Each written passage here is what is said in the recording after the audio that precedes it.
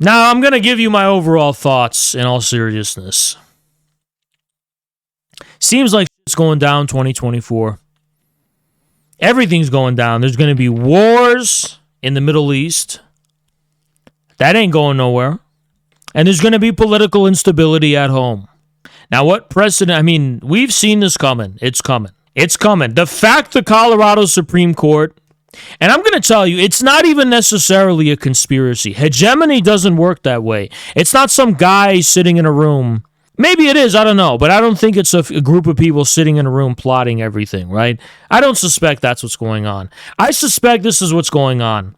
At the Colorado Supreme Court, the judge is there, who's in a very restricted media ecosystem. They're going on libtard Twitter with Ukraine flags, and they're just living in a different reality. And then there's interns there with glasses and Starbucks. Hi, my pronouns are blah, blah, blah, blah. And they're just living in a different fucking reality, right? And then they're part of this network of like NGOs and volunteer activism groups and think tanks, and it's a completely isolated ecosystem. And they're reading the New York Times, and then it's so easy for this judge to be like, you know what? We're going to be different. We're going to be different. In 2023, we're going to be different. And we are deciding that Thomas Jefferson was a black woman. No, that's a different thing.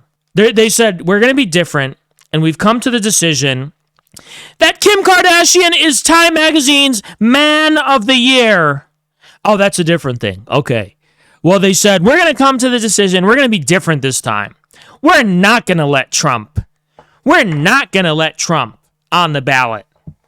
And it's like they thought it was such a bold and brave move. They're like, brave. It's like a Saturday Night Live. You know those pathetic moments when Saturday Night Live tries to be serious? Like when they did that disgusting shit for Kiev. They fucking pronounced it with K-Y-I-V and candles. And they had some fucking retards sing. And it was so serious. Ukraine. So serious. And this was like on the eve of Vladimir Putin's invasion, right? When they get serious, right? This was another moment where the cast of New York Times got serious.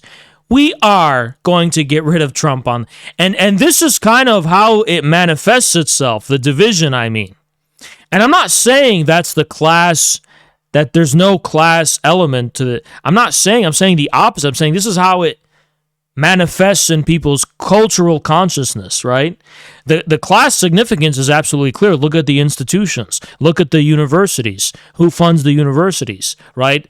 Follow the money. It's literally that simple. The think tanks, the NGOs, and so on, the media ecosystems that place people in these contexts. So yeah, you can have a clear class analysis of why this is, but it's very easy for me to understand why the Colorado Supreme Court effortlessly came to the decision that it did.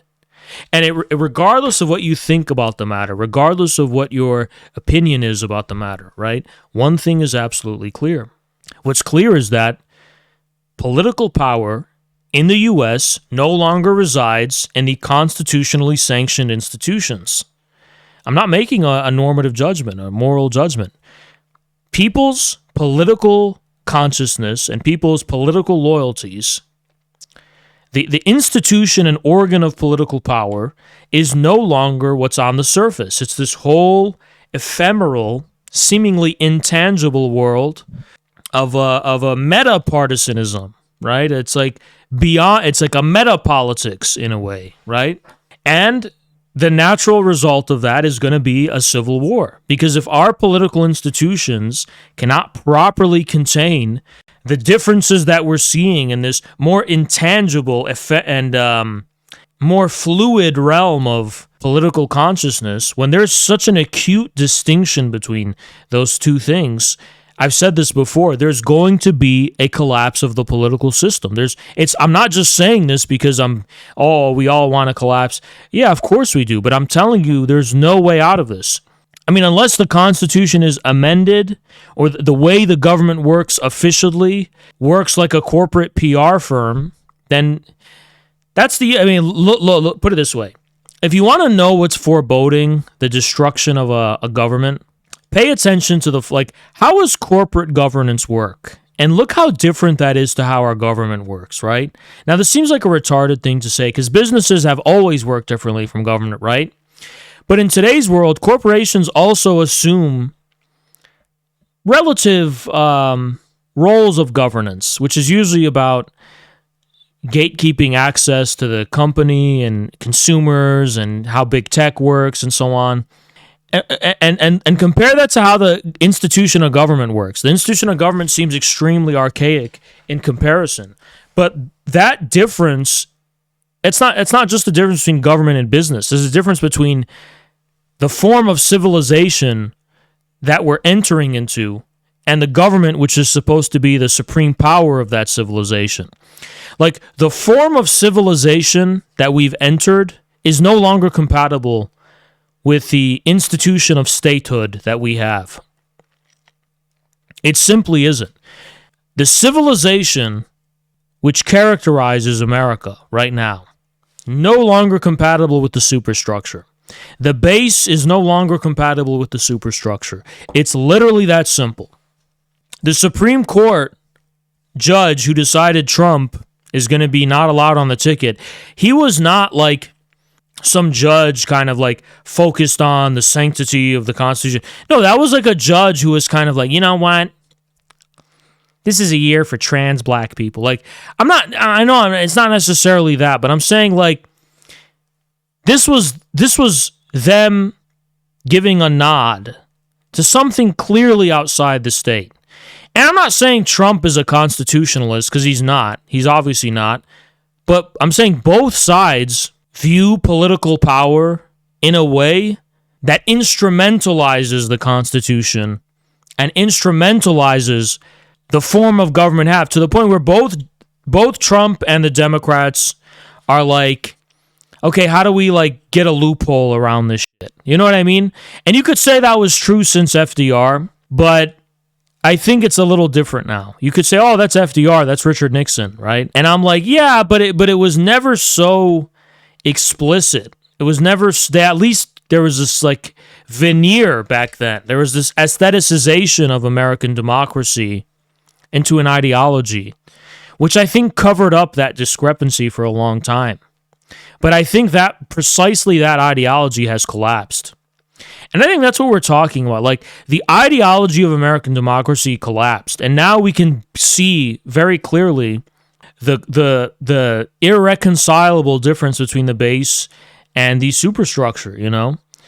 So civil war is not something we're saying to be sensationalist, to exaggerate, or to kind of blow things out of proportion. Civil war is something we're talking about realistically. Like, yeah, this is going to happen.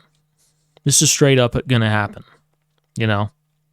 We're not trying to be drama queens or whatever. We're not trying to blow things out of proportion. It's straight up going to happen, you know? Like it or not, it's going to happen. Yeah, I get the thing being trapped by imagination, but I'm saying civil war is going to happen. And if it's not going to be a civil war, it's going to be a fascist dictatorship on an explicit level. But this whole thing of like the cynical Washington, D.C. intern walking around in high heels who's like, I just watched House of Cards. I'm going to be just like House of Cards. I'm going to be just like Cersei Lannister from Game of Thrones. I'm going to be like my favorite character from the TV show. I don't give a fuck about the Constitution. That's not sustainable. Like, that's not sustainable. You know what I mean? Like, I get that everyone thinks there's such like a cynical, like cynical Machiavellian, oh yeah, I don't believe in the system, I just manipulate. Yeah, but eventually the system's going to have its revenge on you. See, systems don't like being neglected for that long. The Egyptian goddess called Ma'at, if I'm pronouncing it correctly, she was the incarnation and personification of balance and order and a basic minimum of the commensurability of formal relations. You see, Ma'at can only take shit for so long. Eventually, Ma'at is going to bite you back in the ass. Okay? You can't do that forever. Eventually, I'm saying, what I'm trying to say in so many words, is that eventually there's going to be consequences at the level of the system itself. This whole thing of coasting by and just this cynical consciousness doesn't last. A cynical consciousness forebodes the destruction of the thing you're cynical about in the first place. This whole convenient kind of attitude of like, oh yeah, this is like a movie. It's like, yeah, well, you know what? Eventually movies become real life, you know? Eventually the movie becomes real life, all right?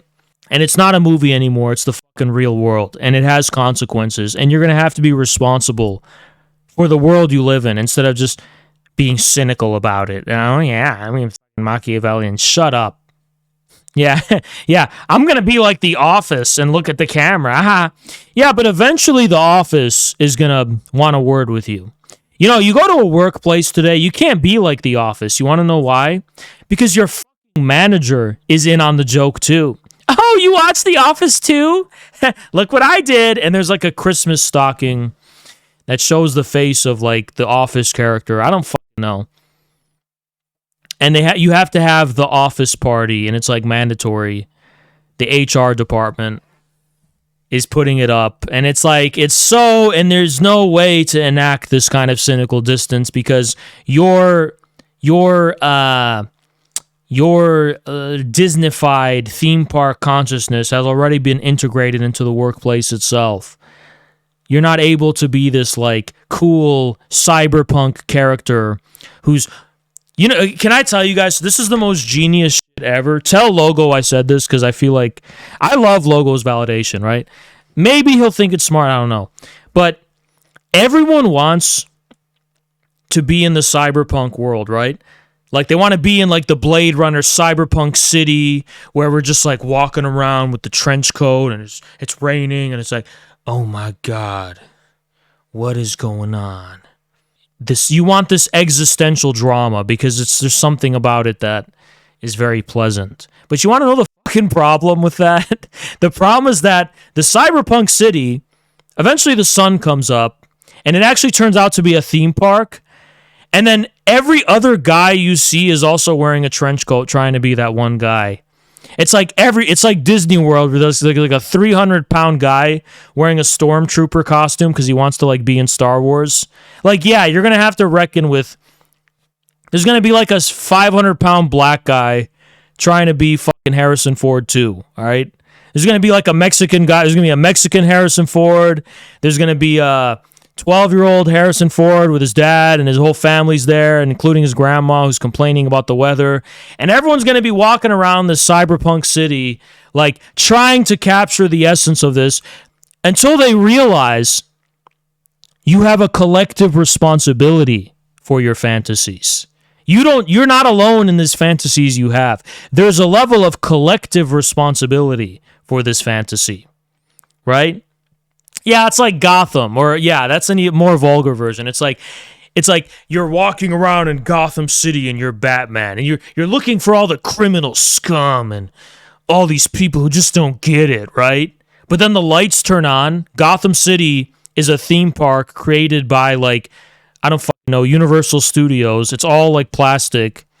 And there's like a million other Batmans and it's not only is it a million other Batmans, it's crowded.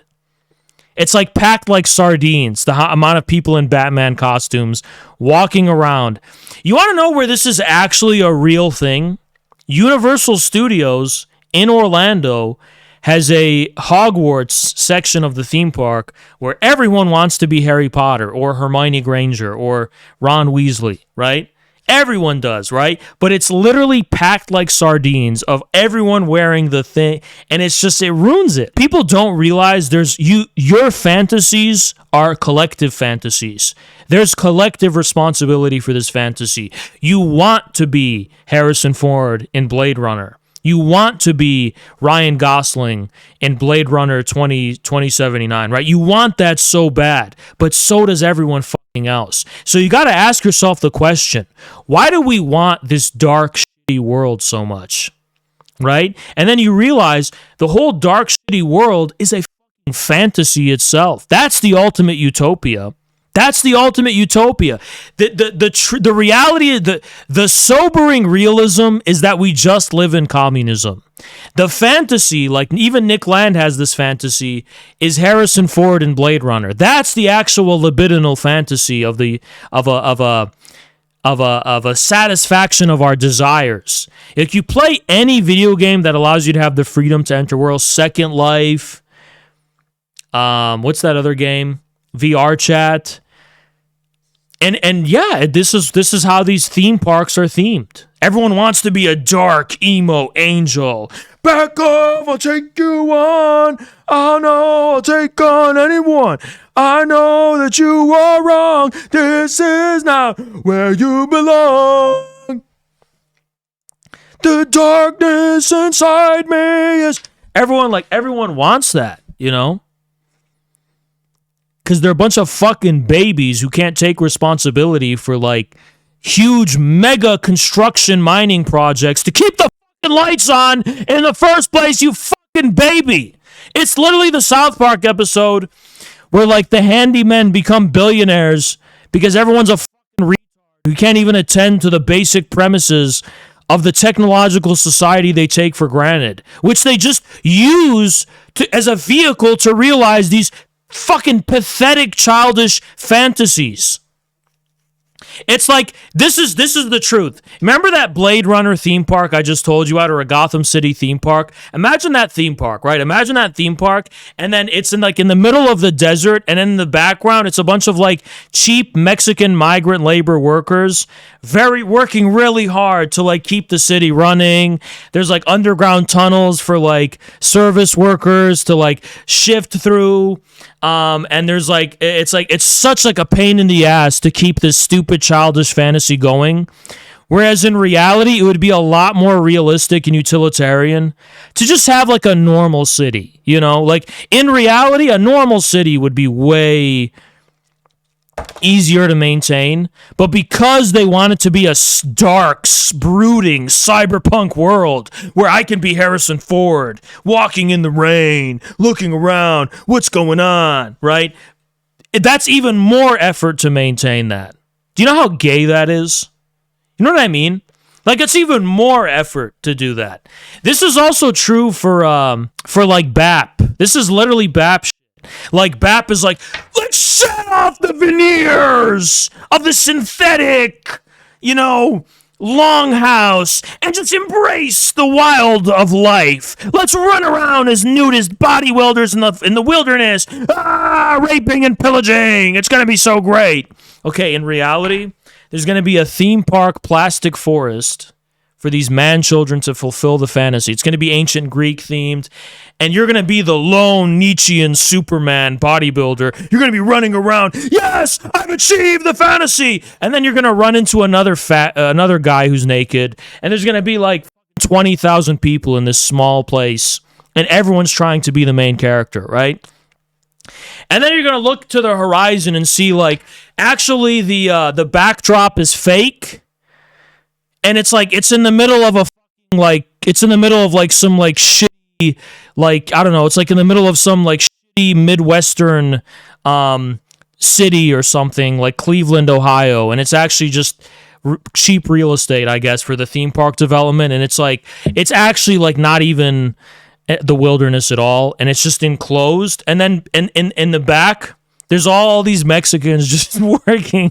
They're just, I don't know what they're doing. They're digging coal and they're throwing it in the furnace so that the special effects and the theme park's electricity can keep going. Because there's really cool electricity moments where like the Aryans are like on the chariots naked, like BAP says, and then there's like a lightning bolt, like, oh my god, man. But actually that like takes a lot of electricity, and like it takes a lot of labor to do. There's like a whole army of like, I don't know, like foreign migrant workers who have to like it's like really technically complicated. It's a technical feat of engineering, basically. And, you know, this forest, it's so much work to maintain. It's so much work, right? But we have to do it because these guys have this fantasy that we have to like, we have to like give them what they want. Like, dude, that's the same shit like a childish like this is what we do for children, right?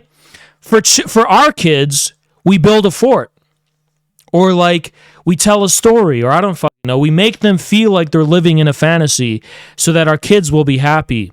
And then they have to fucking grow up and get a job, right? But now we have a population of people who like think that they're like this main character in this, but it's actually a fucking fantasy, and like there's this expectation that everyone has to keep it up. And this is actually what happened with like the 80s vaporwave aesthetic, right? Everyone's like, we're living in the 80s vapor, but you have to like artificially maintain that aesthetic as a theme park. It takes so much energy. It would just be so much like easier to just like have straight up bland communism, pretty much. Like just having like normal bland communism would be a lot. And you know, I like the Cybertruck, don't get me wrong.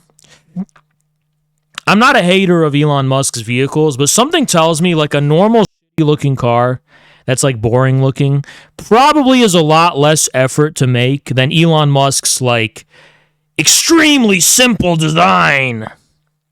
The boxy design. Like, I feel like it's a lot easier to just make, like, a shitty, like, aerodynamic-looking car. It's probably a lot cheaper.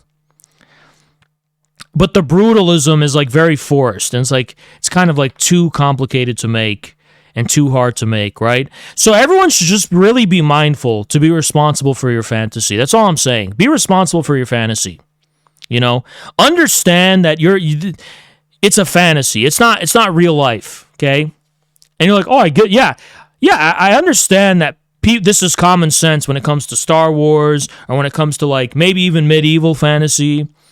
But a lot of people watch like Cyberpunk, or they play the game Cyberpunk, which I fucking hate for this reason, by the way. Or they like read BAP's books, or they read his tweets, and they feel like this is such like, or they even like they're into Nick Land, and they're like, this is such a cruel realism. This is the true cruelty of the cold, hard world. And in reality, it's a very warm fantasy that has to be attended to in a very motherly and caring basis to keep the fantasy of a cold, brutal world going. You know what I'm saying?